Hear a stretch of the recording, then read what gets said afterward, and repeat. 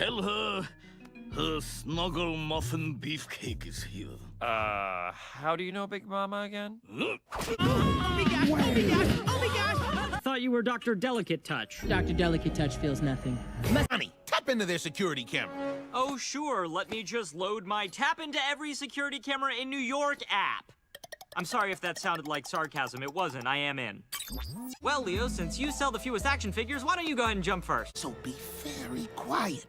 Wait, where's Mikey?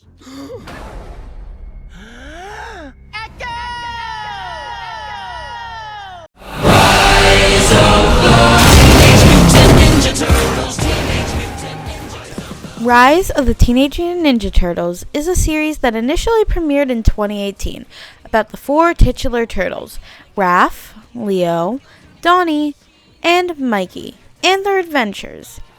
It is one of my favorite animated shows of all time currently for several reasons.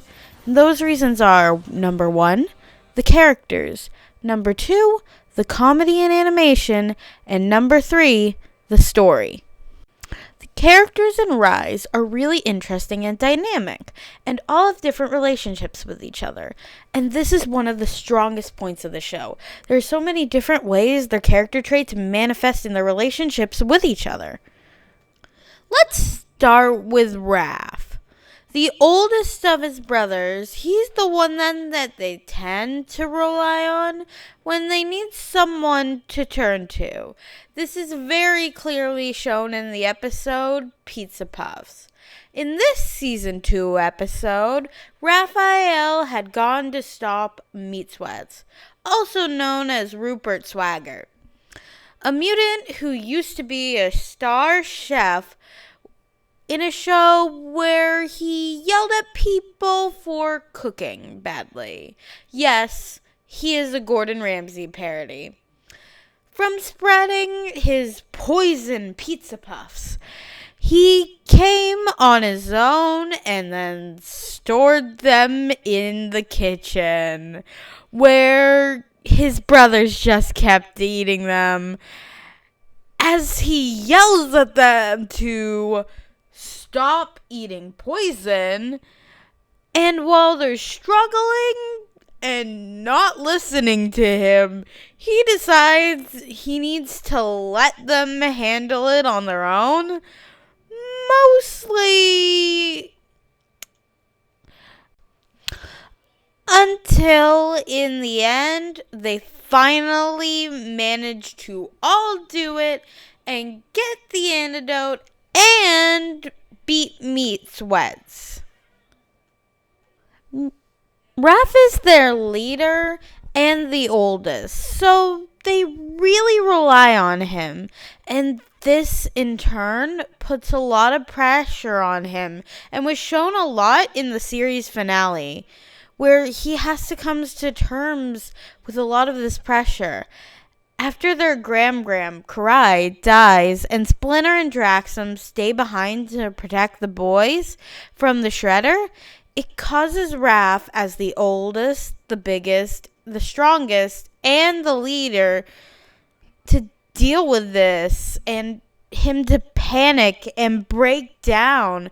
And so while he is panicking, he at the same time is trying to be so strong for his brothers.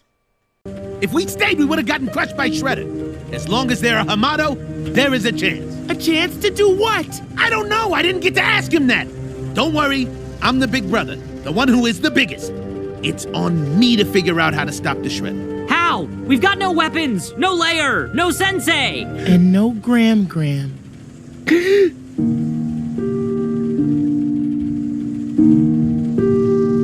I know it'll turn those frowns upside down. Do not say lemonade.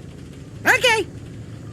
All right, I got this. All we need is a plan. One simple plan. That'll save Dad, save Draxum, stop Shredder, find April, and prevent the destruction of all humanity. Yeah, that should be easy. Okay, I need some place where I can concentrate. A sanctuary, free of all distractions, to focus on the dire task at hand.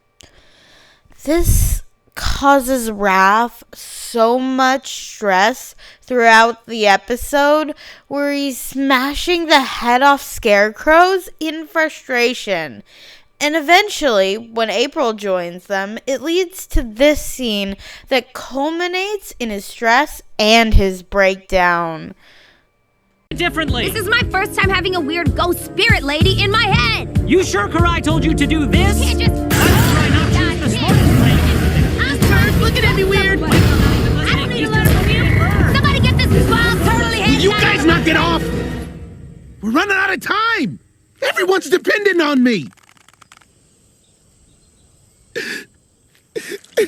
Why can't I do this? I'm failing you.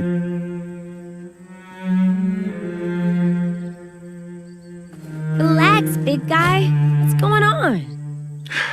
It's on me to get the team ready to save Dad and fight the Shredder, but I don't know how.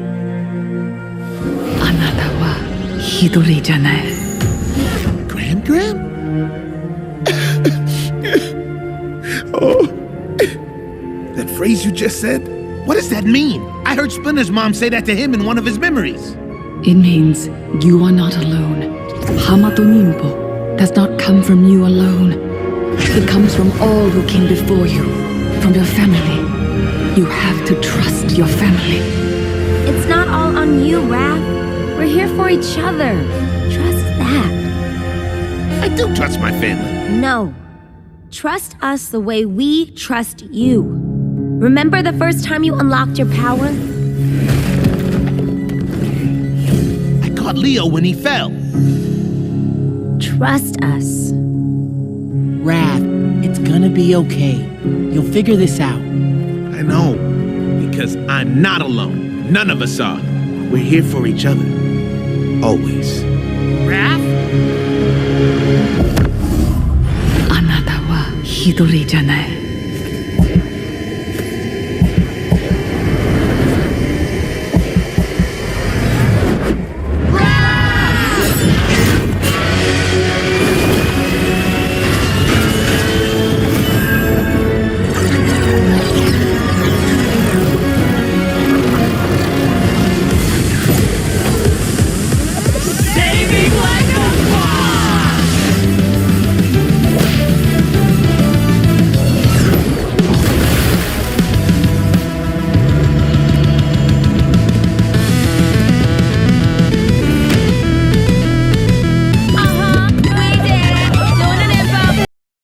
This scene does so much for his character, and it gives him so much in character development and characterization, and it just hits me in the heart. Next up, let's discuss my personal favorite turtle, Leo. Leo is a classic Ben Schwartz blue middle child character, TM. He makes jokes as a coping mechanism and acts all egotistical as the face man. Yet, at the same time as he's displaying all this overwhelming confidence, he's incredibly insecure. He loves his brothers and he would do literally anything for them, including literally sacrificing himself. But I think one of the best episodes to show off Leo's character is also one of my personal favorites. Portal Jacked. In Portal Jacked, Leo, using his mystical Odachi, accidentally portals his brothers away and doesn't know where to. So, he goes to the only person who could possibly know what went wrong. Senor Hueso, the owner and manager of the Mystic Pizza Place, run of the mill. Hueso explains that Leo was likely portal jacked, which is, well, he explains it best. I came out fine, but when they came out, they didn't come out. My brothers are gone. This sounds like a classic case of porthole jacking. Duh. What's portal jacking? Hidden city pirates can steal the contents of a portal, especially if the portal maker is, shall we say, lame. Oh, you'll have plenty more chances to zing me while you help me find my brothers. Vámonos! After that, Leo asks Hueso to take him down to the hidden city. And when Hueso finally just takes him to the entrance, which is the dumpster outside, Leo tricks him into coming with. After some misadventures, Leo reveals that he feels like he's nothing without his brothers. Get in here!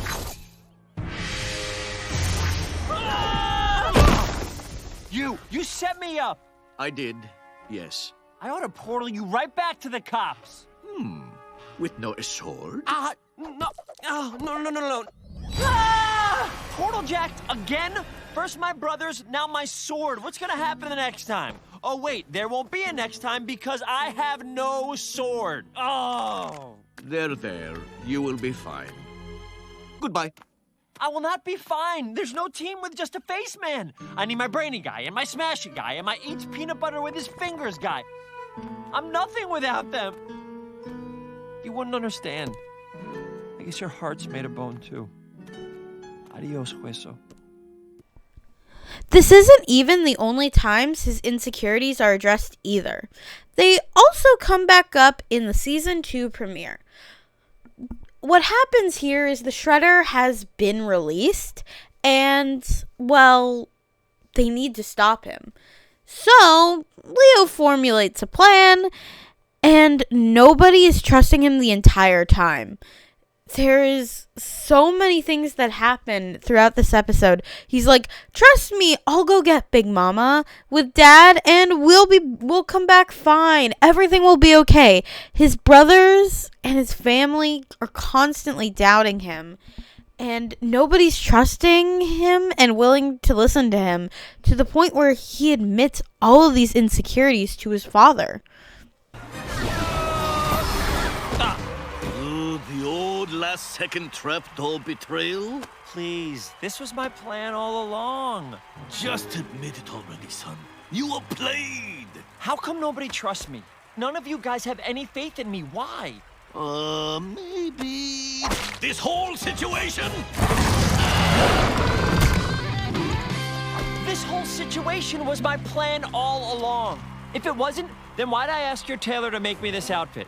So we could both perish looking Superfly? Or so I could sneak this baby in. To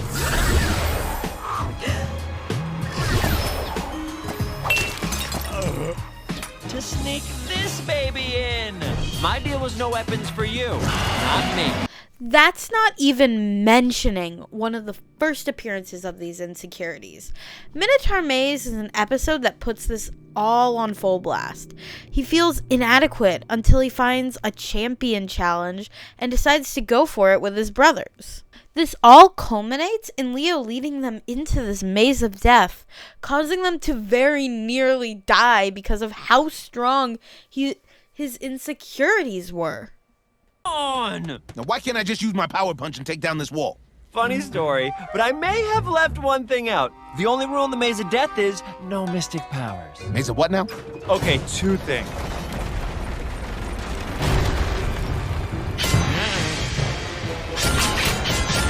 Oh no! Guys? Not now, Donnie! What's going on here, Leo? Nothing. We're just here to get pizza. And to get my photo on the wall, champion. Aha! I knew we weren't here for pizza. You just wanted to come here so you could get your picture on the wall. To prove you're the best at something. That's what I just said. You don't try to deny it, Leo. I got you. I'm not trying to deny it. We're gonna be skewered! We're trapped. How are we gonna get out of here? Make a portal! I can't. It's against the rules. I'll never get my picture on the wall of champions. Who cares about a picture when we're gonna be crushed? Fine. I can't do it. I got no mystic mojo. I'm useless. Hey, that's not true, brother. You just gotta believe in yourself and know this. If I die in this maze, I will haunt you for the rest of your life. Well, in theory, you'd both be ghosts, so I'm not sure how you would... Donnie, not helping! This is also very, very similar to something that happens in the movie. For example, when Casey tries to go at him for how he risked all of their lives for Raph, which did nearly kill them all, to be fair. But it really shows a lot about his insecurities after what happened to Raph, too.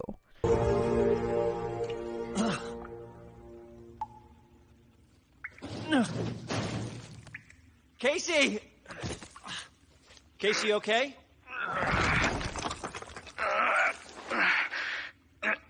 Donnie? Mikey? Anybody?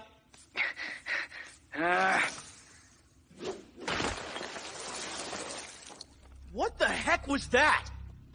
Some kind of drippy, crazy Krang monster. No, I mean you! Why weren't you listening to anybody? Because I was trying to get us to the other side of that fight and into the building. Well, that sure worked out well. But I was doing everything right. How could it go so wrong? Because you weren't listening to your team. You don't have all the answers all the time. But I'm the greatest ninja the world's ever seen. You said that. I was wrong. What? You're impulsive, you're arrogant, and you don't see that every decision you make could cost someone their life. You want to know what really happens to your brothers in the future? They die. Everybody dies fighting the Krang. The world needs Master Leonardo, and all we got is this guy.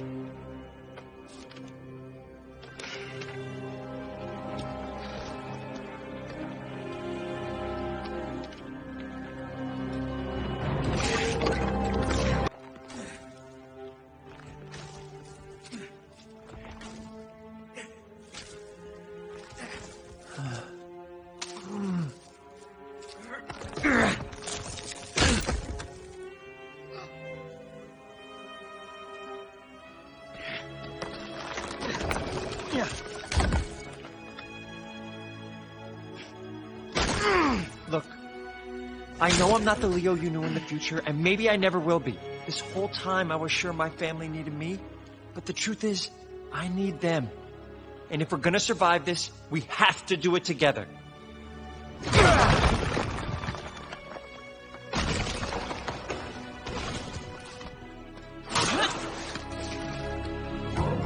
But Leo isn't only about his insecurities. He can also make plans and think outside the box when needed.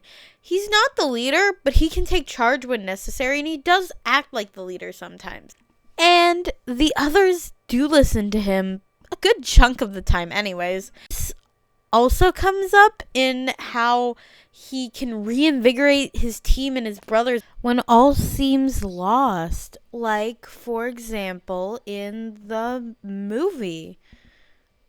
Maybe we could change the future some other way. Guys, it's time to face facts. We can't change the future. Says who? Says the grandfather paradox. Says physical determinism. Says the space-time continuum. Look, I didn't want it to be true, but... science. That's it? Donnie's wrong! The world is ending, yet the barbs continue. Don't you remember? We already did change the future. Raph never got kidnapped and turned into a Krang zombie in your time, right, Casey? No, he didn't. That means we did change the future. We're just in a different, bifurcated time branch? Yes, that nerd thing. You know what that means, right? We still have hope. A ninja's greatest weapon. Hey, I like that. Look, I'm done thinking I have all the answers. I don't know how to beat the Krang, but I do know our future isn't written until we write it. As a team. So what do we got? Maybe. We don't have to beat them. Can't we just send them back to the prison dimension? There's an idea. Donnie, what do those big, beautiful eyebrows have to say? If we got control of their ship, we could send it back through the portal. Yes! Yes, now we're cooking. Who else? And if someone on the ground can get to that key, We can close the doorway. and then bye-bye Krang forever, baby. Exactly. What do you say, Donnie? You ready to fly a spaceship? Literally, the greatest question I have ever been asked. All right, team, looks like we have a plan. Let's go save the world. Wait, but what about Raph?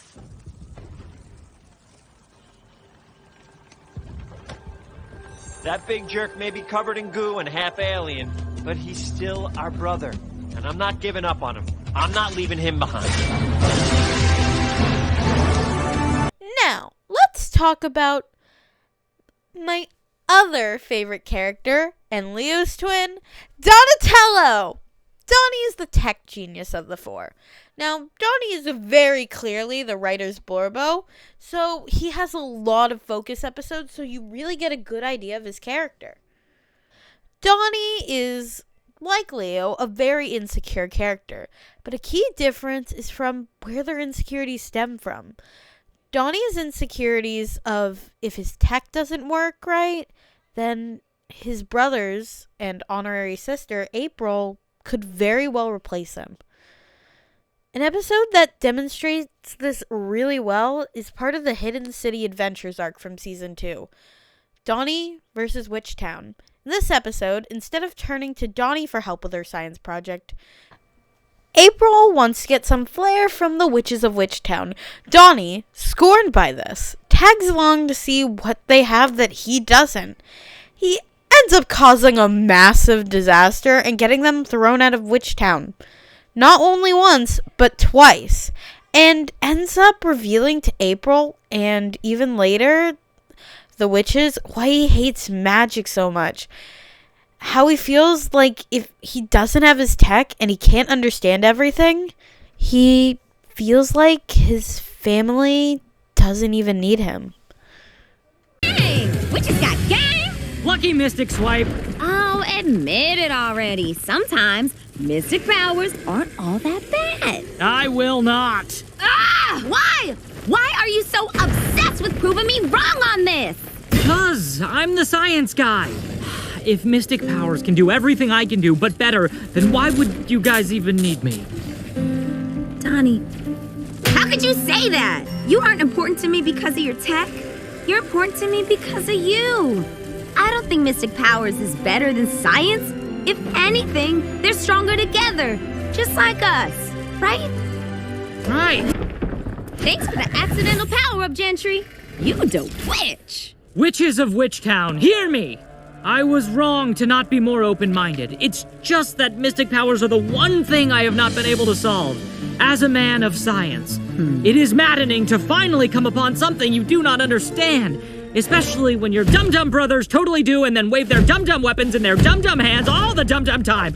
But that is just a long way of saying, I am sorry. Donnie is such an interesting character and so well written. He's one of my favorites in the show because of this. And it's just such a good showing of his character, and he's so well written and I love him.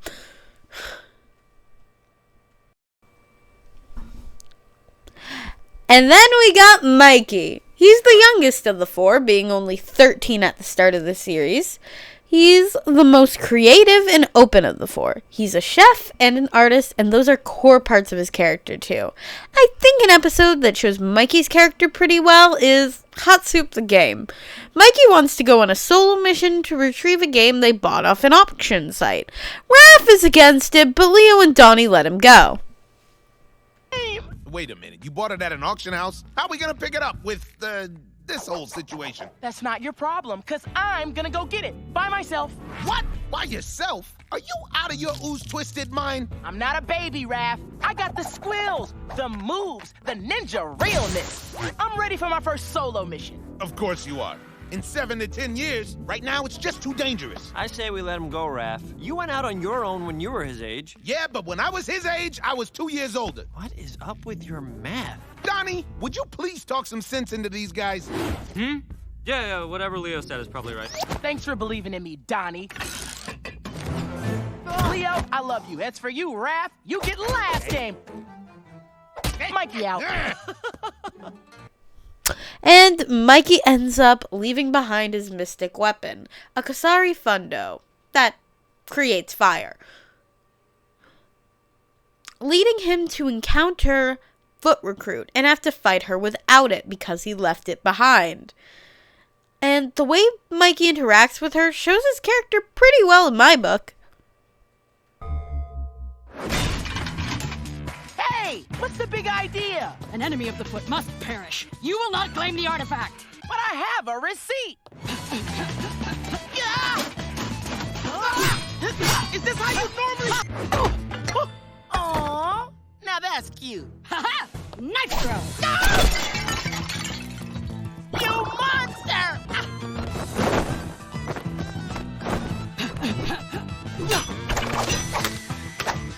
Back to me, Lou baby.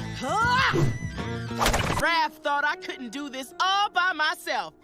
Solo mission complete. Mikey, we're here to rescue you, buddy. I'm just gonna take a quick look. I told you, she must prove herself. Ooh, hello.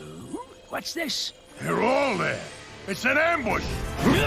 I had it in my hands. I was literally ready to leave. What part of by myself don't you understand? Little man. What? Say what? I mean, big man, I will open up my apology wallet and give you a big stack of... Yeah, mistakes were made, lessons were learned. We've got a video game to play, so vámonos, hermanos. Ha-ha! Solo mission complete! We're here to rescue you.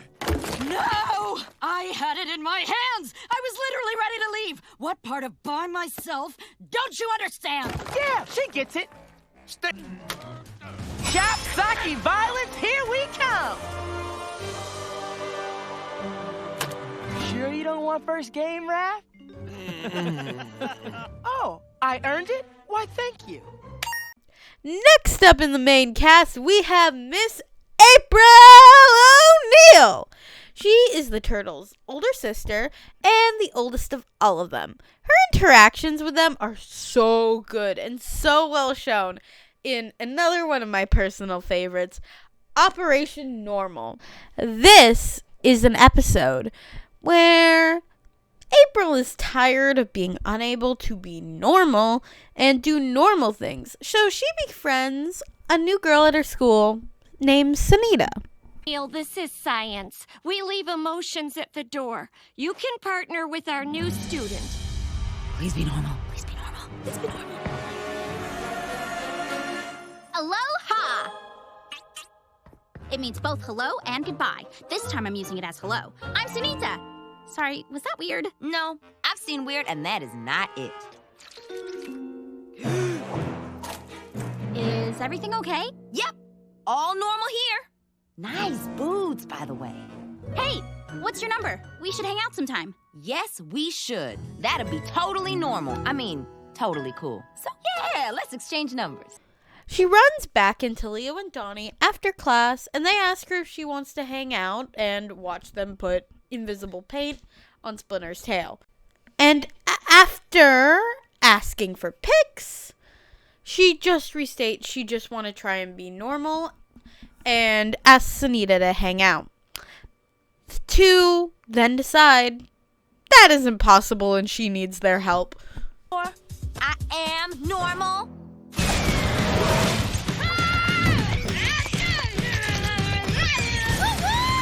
Yes, what big city girl doesn't have a kayak and hazmat suit? Look, guys, just because I love the bonkers doesn't mean I don't want normal sometimes, too. I mean, you could try, but it'll be easier for everyone involved if you just admit you're a total weirdo magnet. I've gotten on weirdo friends, like my new friend Sunita, who I'm texting to see if she wants to hang out later. And she does, ha, in your face! Do you think April could really have a normal day? Short answer, no. Long answer, no. Then it's up to her two totally not weirdo friends to make this happen. Well, April goes and hangs out with Sunita. The two dress up as grandmas and spy and do their best to help it go off without a hitch. Meanwhile, April notices them and is very clearly annoyed by them, apparently following her. And the shenanigans with the Foot Clan also ensue. The episode ends with the Foot Clan crashing in on them while they're playing laser tag. And it is revealed that they were actually after Sunita for her boots this whole time. And that she was actually a yokai hiding out from the Foot. And working together, April and Sunita actually defeat the Foot. And April accepts, yeah, she's a bit weird, but that's okay. After Donnie makes a comment of, April, it is not normal to liquefy your friends. But she comes to terms with the fact that, yeah, maybe I'm not normal, but it's okay. Deal? Deal. Operation Normal is about to get unnormal and then go back to normal.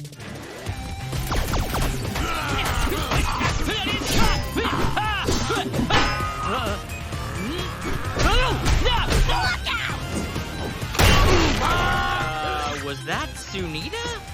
Got a little pepper. Sunita? What's, new? You know, stuff. Look out! Ditto!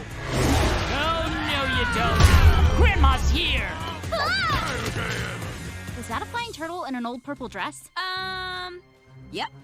Look, Sunita, you're way cool, and this has been a blast, but there's some super dangerous guys that are after me, and I'll text you later. Maybe we can get some ice cream? After you? No, they're after me. What? Why would the Foot Clan be after you? They've been following me for days. That's why I went undercover as a human. I just wanted a normal day. You're a yokai? Googly Schmoots, you had some on your shoulder earlier. You mean Exploding Frankie? Yeah, he's my pops. Hey, Sunita. Isn't today your birthday? Today isn't my birthday. Oh, good thinking.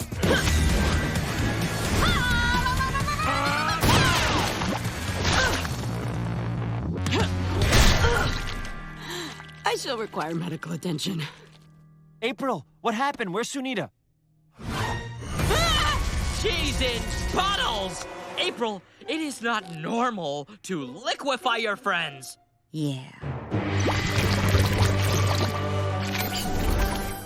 Oh, she's like Exploding Frankie. That never gets old. I love it. Ha, so I guess you never stopped being a weirdo magnet after all, huh, April? You know what? I don't need to be normal. For me, weird is normal. And I am so cool with that. Now, the next thing I'm going to go over and talk about is the animation and the comedy. One of my favorite things about the show is the animation.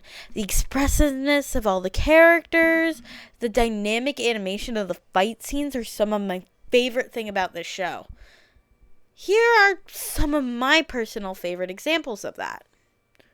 Come in, Sensei, it's Casey. Can you hear me?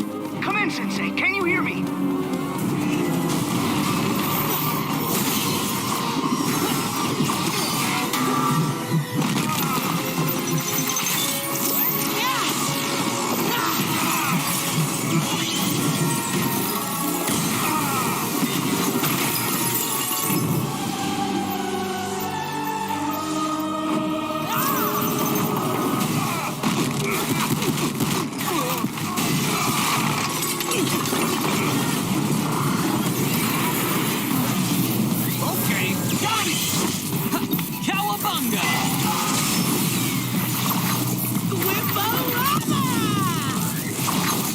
Let's roll.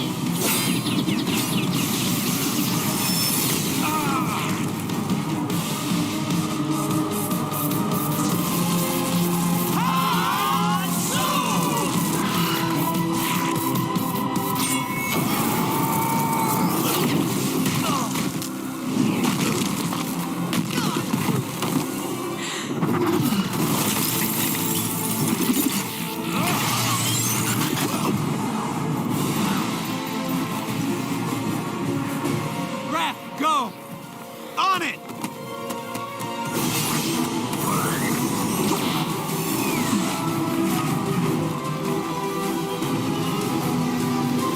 Gotcha! Don't worry, Donnie! This is not a hug! It's a rescue!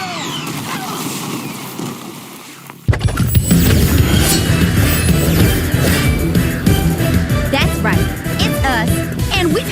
bit of an upgrade. Big time! And this time around, we won't lose! My drill is out of beta! Johnny, nice! Now put it into action! I did! It's just for hero poses. Respect. Guard the Hamato. No one stops the ritual. Fools! Your clan is doomed! You haven't met Hamato 2.0. Stronger. Faster, turtlier. Let's get it, boys.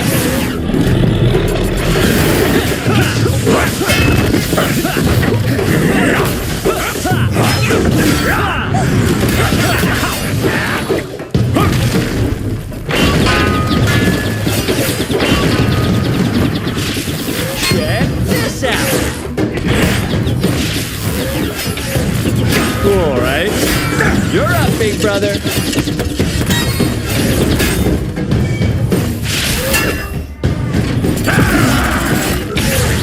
Ha!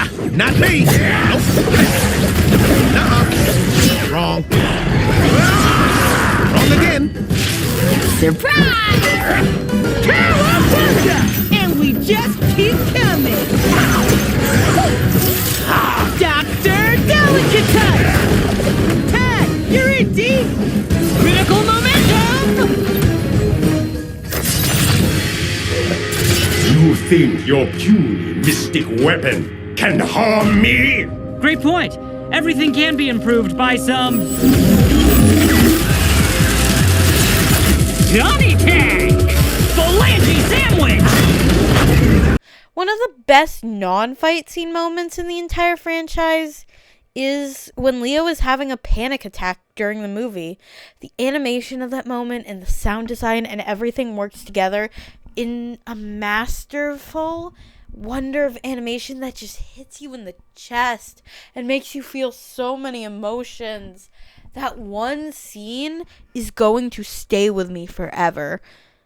Here, just look at it yourself.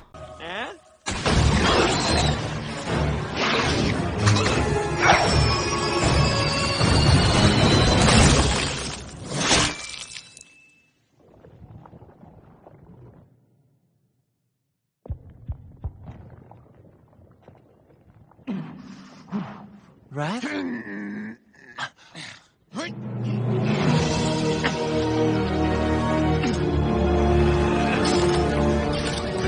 Raph, wait, no! Wait, Raph! Raph! No, Raph! Raph, no, Raph!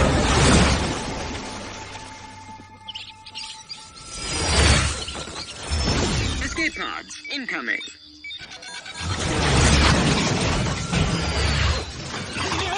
Congratulations on surviving, Sam.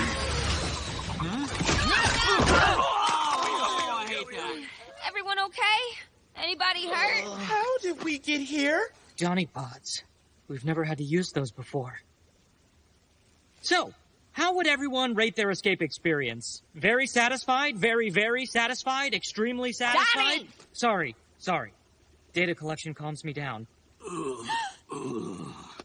Splints! This is terrible! Why did we leave? In case you didn't notice, we were getting our butts kicked! But my mission was to stop them! Right now, the Krang are using that key to bring in something that will destroy the world. We lost.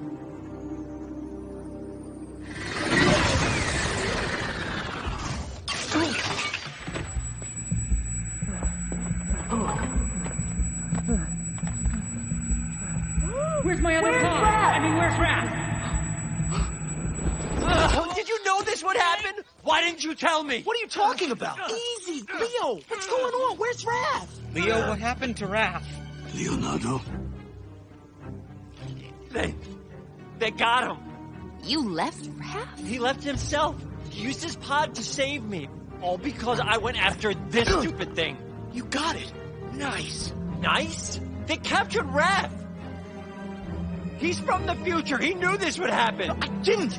This didn't happen in my time. We changed the past. And you got the key. That means there's still a chance to stop them. No, we have to save Raph. Come on. Leo, wait. If you won't come, I'll go myself. We've lost our mystic powers. We don't have a plan! We don't need a plan. Remember, I'm the greatest ninja the world's ever seen. His words. Shouldn't we talk about this before we run off all half-cocked willy-nilly pell-mell? Look, I keep being told I'm doing this hero thing wrong. But I got the key, didn't I? I get results. So now we're doing it my way. My son, listen to your team. This is not about you. They made it about me when they took my brother.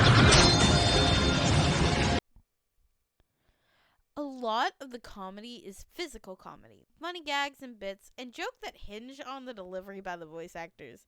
Here are a few of my favorite gags and how well they work together.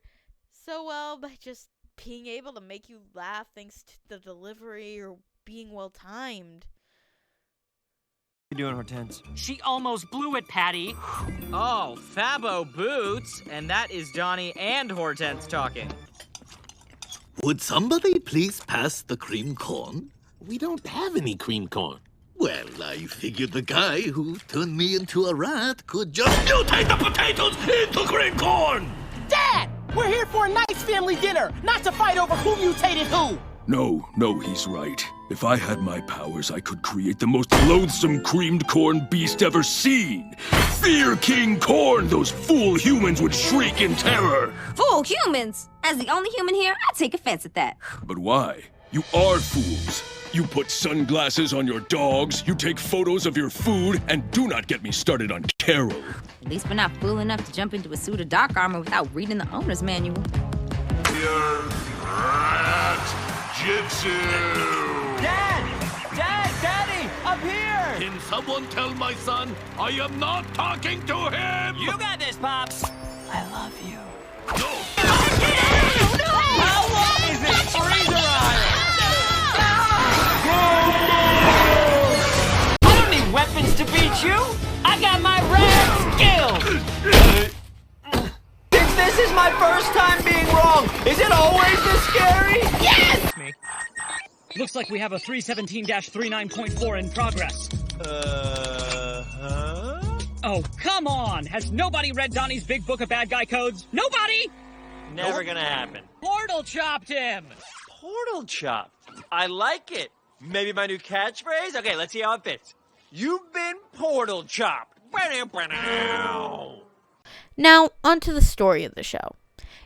Now, I'm actually not gonna go into the main story of the show and spoil all that. I spoiled plenty of other things that happened throughout the show, but the show is good enough you should watch it on your own. I will, however, be talking about one of my favorite episodic episodes to show how the story of the show works so well.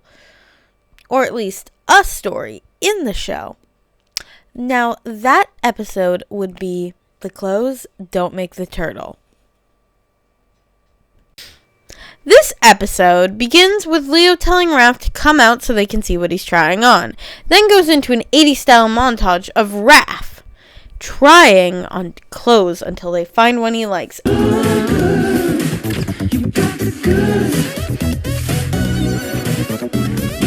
And then it's Leo's turn for his montage.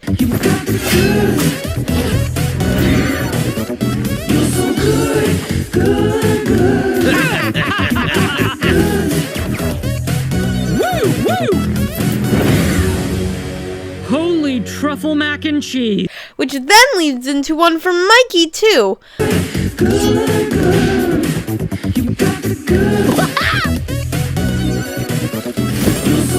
Until he starts questioning reality because they don't remember why they're dressing up in the first place to begin with. They begin to flash back and remember that Leo got them tickets for the Magic Townhouse because for the first time ever they're going to unveil Houdini's journals for the public. So they realize if they're going to a magic show, they have to dress up in black tie formal. And then they have a montage of that.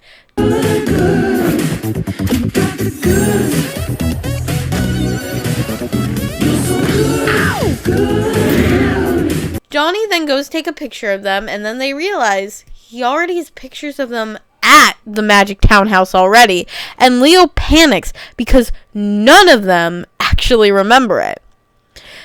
Until they realize having a flashback that Hypno was there, come to the conclusion he was going to steal the journals. This causes them to worry because they didn't remember any of this until just now. Donnie tries to have his montage turn, but Raph stops him as they try to figure out why everything is so foggy and why can't they remember. Raph focuses and does his best to be able to remember what happened when they went looking for Hypno. As he flashes back, he realizes where they are has to be a magic trap concocted by Hypno. As Donnie jams to the 80s music around them, Mikey and Donnie have a few realizations. Wait, that's it. We're stuck in an 80s movie makeover montage. How do we get out? What do they do in the movies? They find that perfect outfit. You know the one I'm talking about. The one that just pops and says, you might have thought of me as some country bumpkin, but now with my hair down, I'm awesome.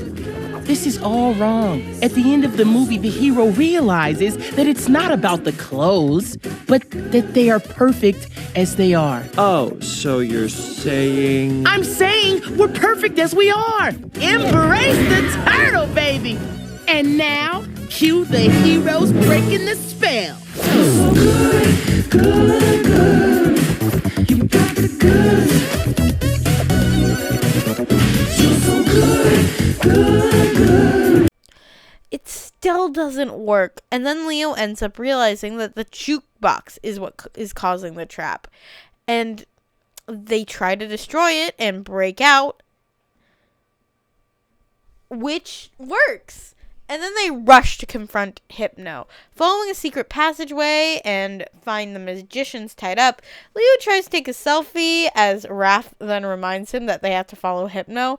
The magician let them into a secret room that Hypno went into already, and they confront him stealing the journals. He asks how they got out, and they explain exactly how they got out.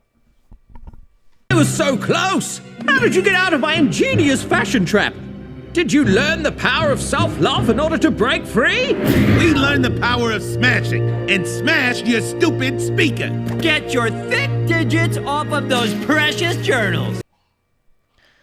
He begins using the journals to bend reality as they chase him throughout, fighting their way through the bended reality and his tricks that he's using the journals for. Hypno nearly kills them by cornering them while distracted when Donnie plays a spell back on him. And he apparently records everything. The episode ends with Leo nearly stealing the journals for himself and Raph lightly scolding him. I think you're wild, baby, just like me. You're such a star, make a wish on you. Nice thinking, Donnie. Wait, how do you have a copy of his spell? I record everything. Wait, what? What else do you have recorded? Don't worry about it. All right, let's return those journals. You got them, right, Leo? Yes, right. Already returned them. Safe and sound in the vault. Let's go home. Leo, what are you doing? I wasn't gonna read them. I just wanted to keep them and maybe snuggle a little bit. I love Rise of the Teenage Mutant Ninja Turtles, and all of it combines to make such a great and fun show that I would highly recommend anyone to watch it. Regardless of how old you are, whatever, anyone can enjoy this show and have a great time. Because, well, it's honestly a masterpiece of animation, and it's one of my favorite shows, as I've said. So, yeah.